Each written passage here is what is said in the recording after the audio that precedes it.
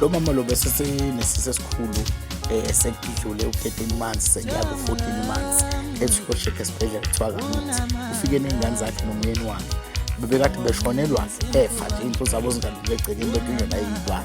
Wafika sithe siqala nje ukuthi sesizomsiza, waqala uthi uzizwe engazuthi angavena ahambe, uvena wazizwa nje ehlubuka, wazizwa ngathi angavena ahambe engazi nawe ehlubulwa yini, ingekho umuntu omphathe kabuhlungu. Kanti lesi silwane suke sisifakwe ngaphakathi kuyena esasithimenza ukuthi ahambe ngoba sesibona ukuthi usezosizakala.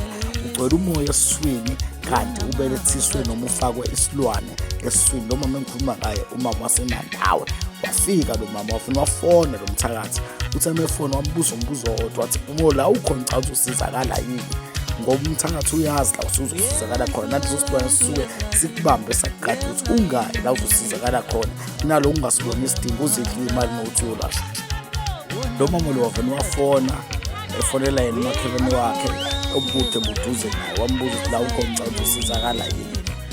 Umbuzo kwaba bathi usake lapho, yavena yayisukela imoto yami phambi kwegate yasebenzela khona, yahamba shona ezansi, abantu babekhona bayazi, ayithatha ngisho amavidiyo, yayifuna ukuyoshaya imizi yabantu ingadrayiva umuntu, yaphathwa ngesihlahla.